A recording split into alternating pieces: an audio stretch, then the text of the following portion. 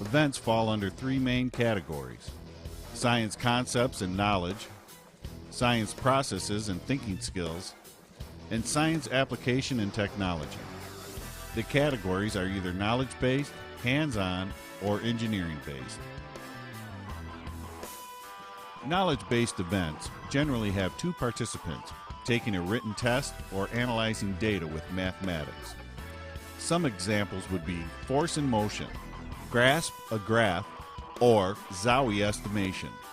Hands-on events have two participants performing experiments or interacting with physical objects, such as Crime Busters, Rockhound, and A is for Anatomy.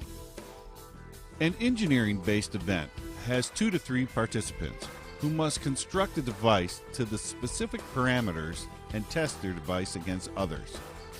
For example, Mystery Egg Drop, Bridging the Gap, and Water Bottle Rockets. My name is Stefano Moricini. I coach bottle rockets at Mohawk Elementary.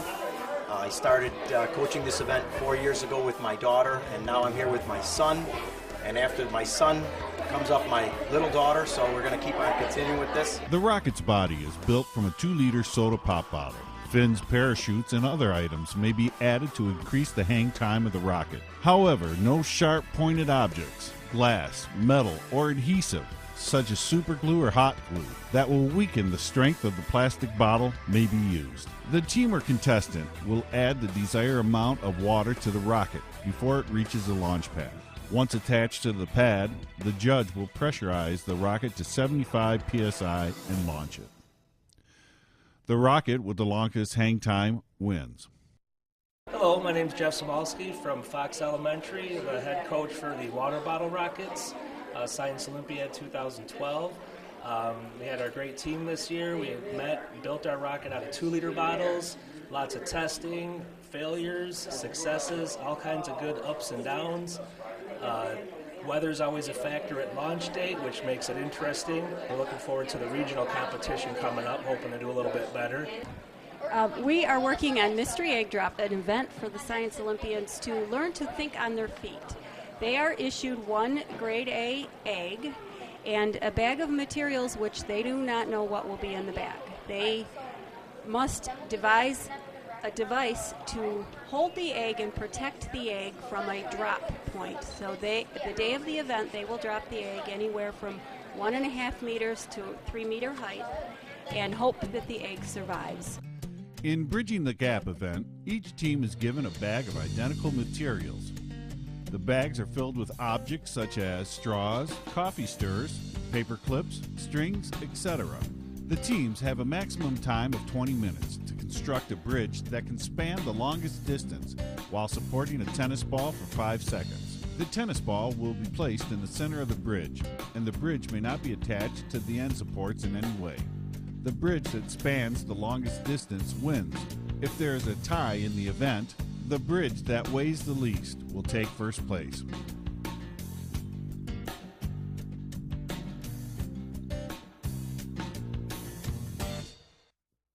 Crime Busters, the students are acting as forensic scientists. They have to solve a crime, and they are using chemical tests to decide which powders were left at the crime scene.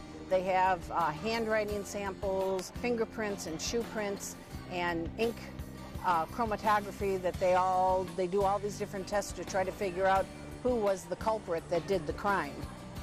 In Rockhound, the students learn about different rocks and minerals and how they are formed and what they are used for, and they take a station test in that event to show their knowledge of the rocks and the minerals.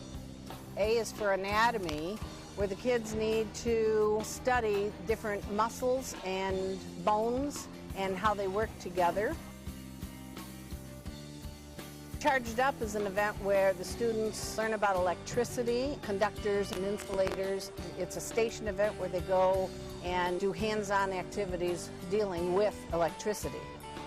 In Don't Bug Me, the event is about, obviously, bugs, and the students need to not only know the names of the bugs, but all of their feeding habits and their habitats, too.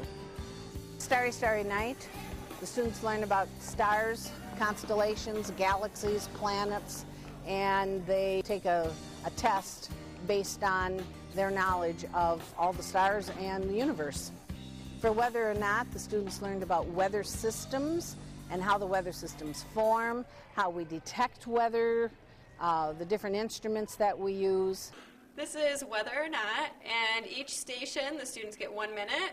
They have between 2 and 4 multiple choice or true or false questions to answer on their Scantron sheet, as well as 2 essay questions to answer. We were in Whether or Not, and it was really hard for us because we didn't know most of the questions, but we took educated guesses, and I think we got some of them right. This year, the Wildlife Safari was on Michigan fish, so the students used their field guides to learn about the different fish around Michigan, and they answered questions about that. And in Zowie estimation, the students use their estimating skills to do 3 different things. They need to estimate the volume of some boxes. They also use their estimation skills to figure out how many objects are in a large container, you know, like a jar of jelly beans, how many jelly beans are in the container. And they also need to grab a cup of 100 grams of some substance, and they need to estimate to the best of their ability if that cup weighs 100 grams. The rubber band catapults cannot contain wood or wood composite material. Most students use PVC and other plastics to construct their project. A 20 concentric ring with a center dot makes up the target. The catapult is placed 4 to 8 meters from the center of the target. With a rubber band suspended freely under its own weight, it cannot be longer than 22 centimeters in length, not circumference. Points are acquired by the rubber band touching or landing inside the ring when it comes to rest. Students will shoot a total of 3 different rubber bands. The closer they land to the center of the target, the more points they receive. My name is Rashad Shashakli. I am the current supervisor for the Rubber Band Catapult event. And this event here is one of several that the different districts have to prepare the students for the big game in May. Okay guys, you did a pretty good shoot. Your distance is the same across all 3 shots. I assume you used the same setting for all 3? Okay. Your distance was perfect. The only thing that was a little bit off was the side to side. And if you make a tiny little adjustment over there, it can make a big difference out here, especially the farther away you get. So just practice eyeballing down the barrel of the thing to keep your eye right on the target, and you'll do just fine. Okay? Yeah, good job.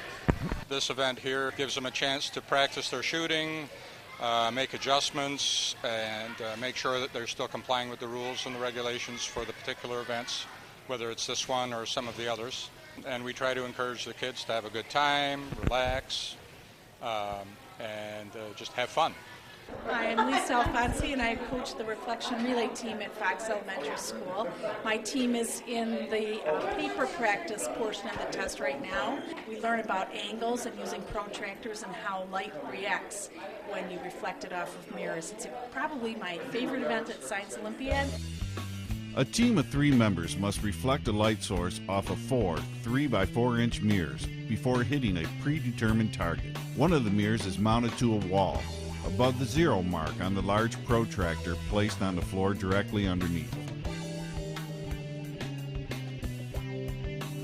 The light source is a focusable mag light placed on a wooden stand at the same level of the attached mirror.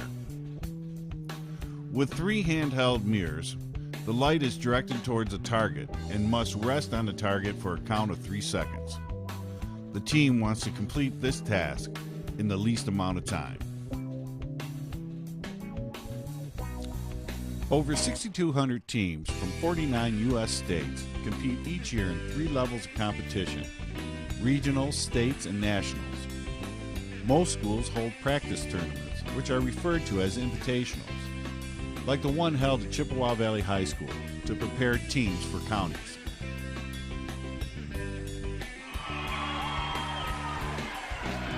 This year's Elementary Science Olympiad tournament was just as successful as past years.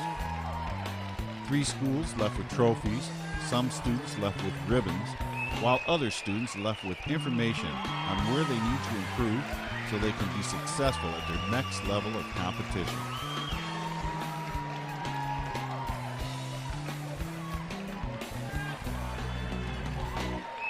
And third place trophy goes to Fox.